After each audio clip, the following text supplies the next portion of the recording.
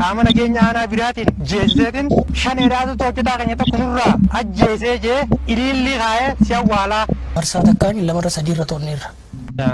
Akkam jirtu dhaggeeffattoota keenya deebinee jira jechuudha. Mee sheer laayik kooment godhaa. Jalqaba irratti oduu gaddaa qabna.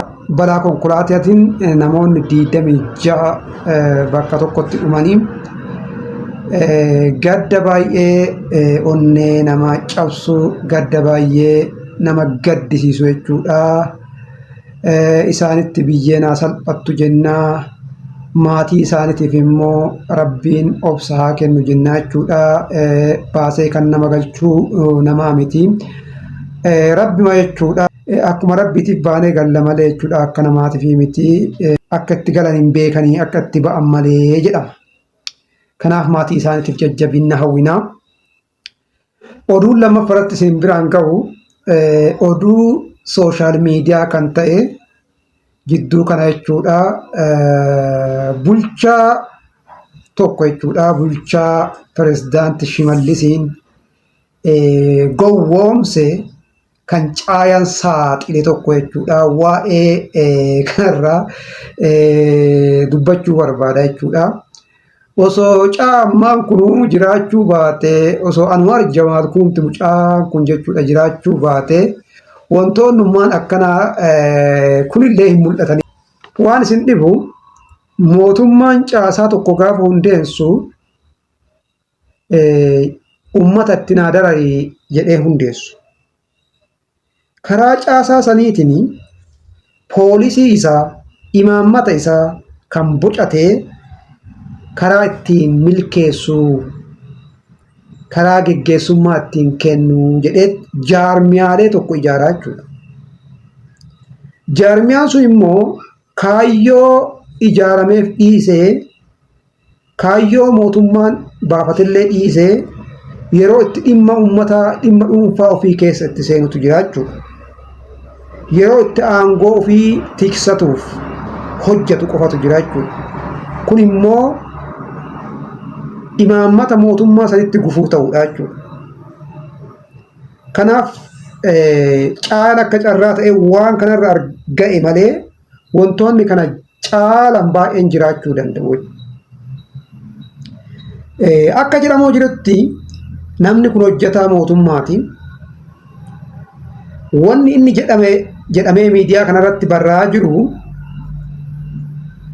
mootummaa maaliif sobdanii, pirezidaanticha maaliif sobdanii, gabaasa dhugaa maaliif hin dhiyeessinee jedhe yaa. Nullee sooshaal miidiyaa kanarratti agarra. Akkas jedhan. Inni akkana jedhe jennaaniin kararraa si qabee sanaan booratti shaneen hojjetaa tokko kararraa nu jalaa qabde jennee habaaboo sirra kaa'ee si awwaala.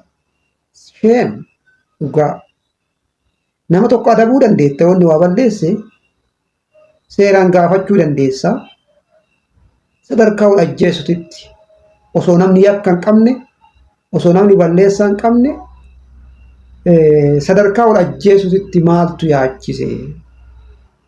Namni kun qawwee hin kaafne, yaadan siin morme, nama yaadan siin morme yaadumaan mormita jechuudha. Maaliif qawween ittiin sitti hin deemu jiru waan ta'eedhaaf. Nama yaadan siin morme yaaduma isaatiin mormitee amansiifta. Yaadan mormitee amansiisuu hin dandeenye taanaan geggeessummaa ati kennaa jirtu mataa isaatittuu rakkoo qabaa jechuudha. Mootummaan immoo namni tokko haga qawwee sitti hin kaafnetti, haga yaadan si mormetti, yaadan mormii amansiisii jedha. Kana ifatti caffee irratti pirezidaantii illee haasa'ee jira jechuudha. Garuu ammoo wanti dhageenye kun yuunivarsiitiidha jechuudha. Kijiba jechuudha fi miidiyaa OBN caayaa irraa dhageenya. Miidiyaa yaaduma farsannee dubbachuuf jechuudha. Miidiyaan kun immoo miidiyaa kijibaatii faallaa mootummaa deemaa jechuufi miidiyaa mootummaan hundeesse. Kanaaf walumaa galatti kun waan ta'uu hin qabne jechuudha. Ani kan jedhu mootummaan hinduun rakkoo akkanaa kanneen saaxiluu fi qophiiwwan akka caayaa miidiyaalee adda addaa irratti baay'isee hundeessuu qaba jechuudha. Maaliif jaarmiyaan inni imaammata ofii itti lafa qabsiisuuf baase kaayyoo dhaabbateef san dalgatti dabeet waan biraa hojjetaa akka inni jiru agarsiisa. Kun immoo mootummaan lamaaf rakkoo ta'a jechuudha dhumni isaa. Mootummamaafuu rakkoo ta'a jechuudha. Nama tokko naqee hidhee miidiyaa irratti faallaa kiyya haasofteettee olma seensiftee guyyaa 29 hiitaa jechuudha. Haalli nageenya waan jiruu fi mootummatti illee riippoortii yoo goote waan kana mootummallee hin beeku waan ta'eef dhugaatti fakkaata jechuudha. Dhugaatti fakkaata mootummatti. Oduu amma OBN ta'uu baatee miidiyaa biraa ta'e namichumatu rakkoo qabaa jedha. Kana fakkaata ani immoo mootummaadhaaf kan hin dhaabu mootummaan caasawwan kana karaa kallattii fi al-kallattii karaa isaan hin beeyne hordoffii cimaa taasisuu danda'u qaba. Caasaa diriirsinee gallakkifnee gaafa jennu rakkoo hamaa uumaa jechuudha. Dhumarratti deemee mootummamaaf hin ta'u. Seera dhabdummatu babal'ata. Kanaaf karaa isaan hin beeknen inteleejensii jabaadhaan jala bu'ee hordofee tarkaanfii yoo fudhataa hin deemne rakkoo hamaa geggeessuu danda'a jechuudha. Namni hundi kana ta'a miti. Namni hundi kana ta'uu hin danda'u. Waan gaarii hojjetame illee maqaa balleessa. Waan gaarii hojjetame baay'een jiraachuu danda'a. Bulchitoonni hojiiwwan gaggaarii hojjetan kanaaf biratti jaalataman ka onnee namaa keessa jiran baay'een ni jiru.